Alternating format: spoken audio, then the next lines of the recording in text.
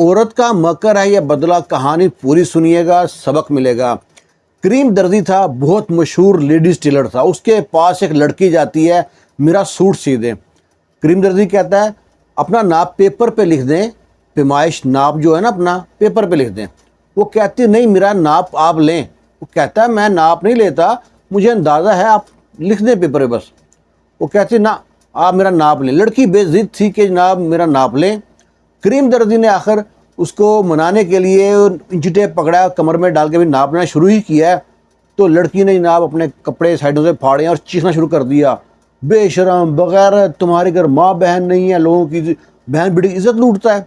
شور مچانا شروع کر دیا، بچاؤ بچاؤ، اس درندے سے بچاؤ مجھ کو۔ لوگ اکٹھے ہو گئے، یہ کیا ماجرا ہے؟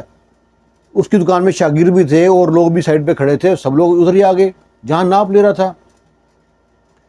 تو جب لوگوں نے پوچھا کیا ہوا بہن، کہتا یہ ناپ لینے کے بہانے ادھر ہاتھ لگاتا ہے، چھیڑتا ہے مجھے، اور مجھے نا غلط حرکت کر رہا ہے میرے ساتھ۔ لوگوں نے آؤ دکھانا تھا، کریم دردی کو مارنا شروع کر دیا۔ خوب مارنے کے بعد جس بندے نے کہیں مچھر نہ مارا ہو وہ بھی 30 من خار بنتا ہے، وہ بھی مار رہا ہے اس کو۔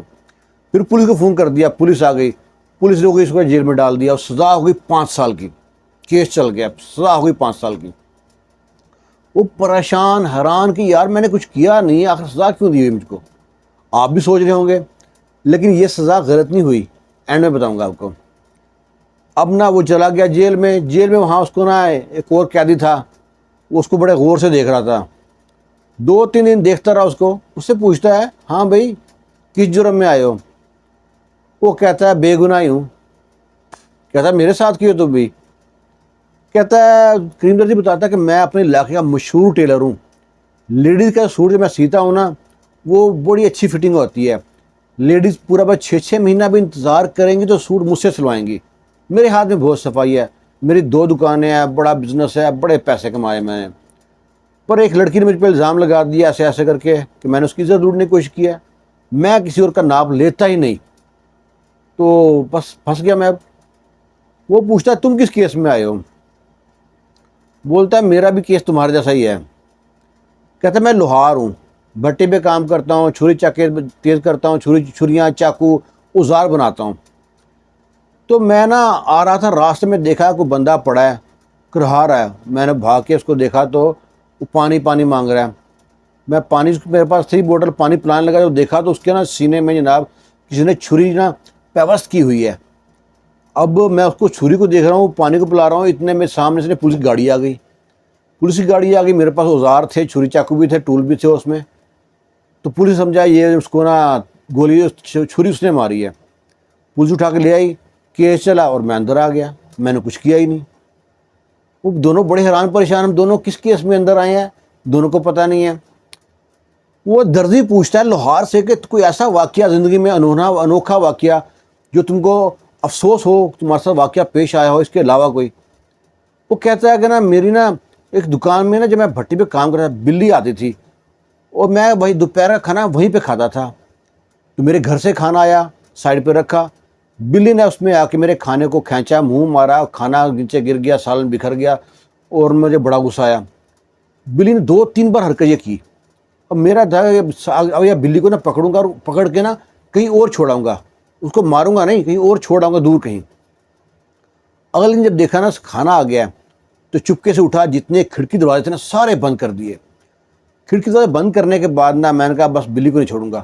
بلی کو پکڑنے کی کوشش کی، بلی پھدک کے ادھر کبھی پھدک کے ادھر، آخر ایک جگہ بلی پھنس گئی تھی۔ اب مجھے یقین تھا کہ بلی میرے ہاتھ آ جائے گی، جو ہی بلی کو پکڑنے کے لیے آگے ہوا بلی نے چھلانگ لگائی ہے، نیچے گر گئی بھٹی کے اندر اور منٹوں سکنٹوں میں بھن گئی بلی۔ بہت دکھ ہوا مجھ کو، پوری دکان میں سمیل ہو گئی، میں بہت شرمندہ تھا میں کہ میری وجہ سے بلی مر گئی ہے۔ پھر جب میں اپنے کام پہ لگ گیا، آخر بلی کو نکال کے باہر پھینکا، تو کچھ دن بعد نا 2-3 دن بعد نا دکان میں پھر بدبو آتی ہے۔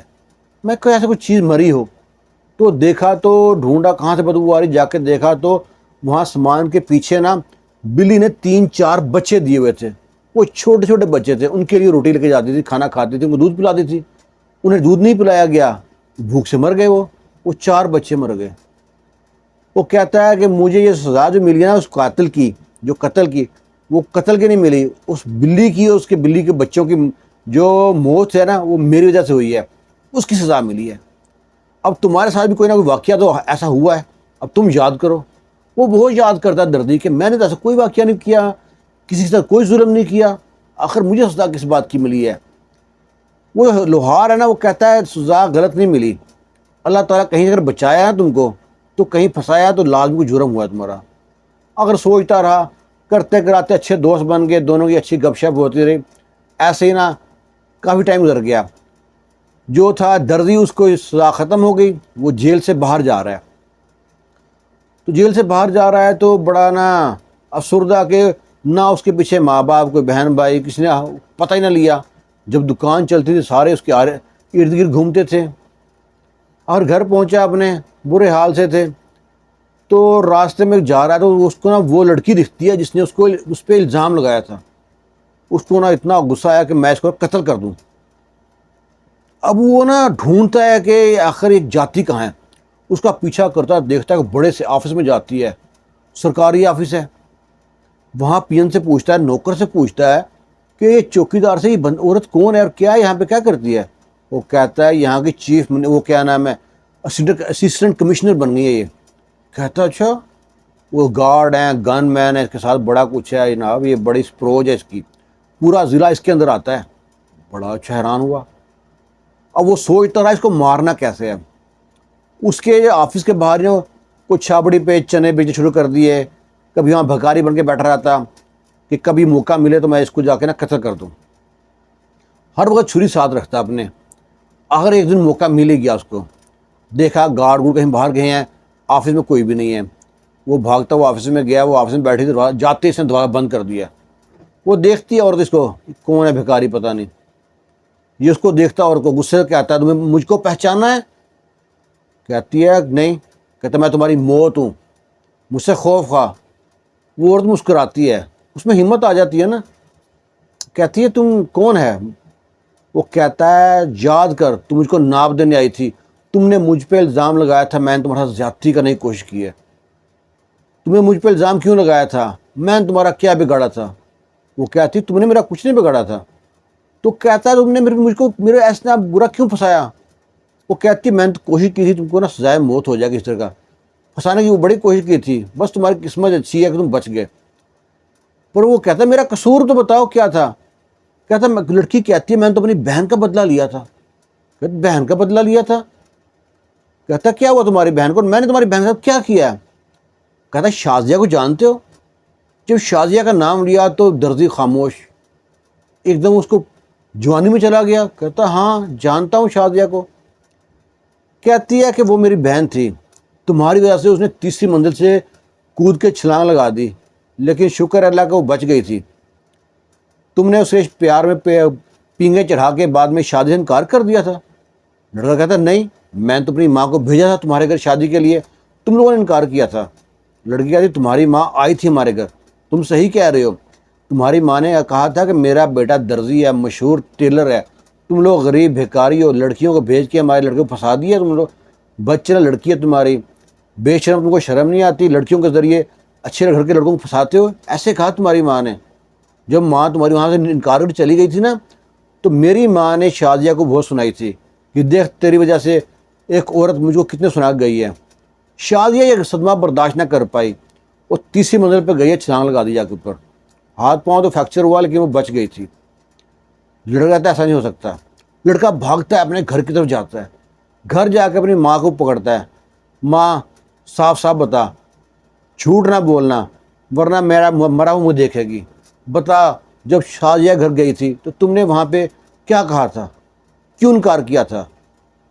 ماں کہتی ہے پتر میں تمہیں کیا بتاؤں، میں چاہتی تھی اپنی بہن کی بیٹی لانا اور تم نے وہاں پہ پیار کی پینگیں چڑھا لی تھی، تو کرتی تو میں کیا کرتی، اس لیے میں ان کو دھتکار کے آ گئی تھی۔ وہ کہتا ہے ماں جو میں جیل میں کاٹ کے آیا ہوں نا، جیل سارا تیری وجہ سے کاٹ کے آیا ہوں۔ وہ اس لڑکی نے اوپر سے چھلانگ لگائی، تیسری منزل نیچے چھلانگ لگا دی، وہ تو بچ گئی۔ اس کی بہن نے مجھ پہ الزام لگایا زیادتی کرنے کی کوشش کا اور مجھ کو جیل کرا دی۔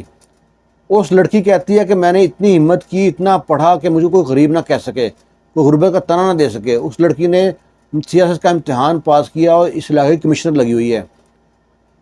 تم نے مجھے ماں کہیں کا نہیں چھوڑا، نہ میرا کاروبار رہا، نہ معاشرے میں عزت رہی، نہ میرے بیوی بچے میرے پاس ہیں، میں کسی کو منہ دکھانے کا قابل رہا، ماں یہ سارا تیرا قصور ہے۔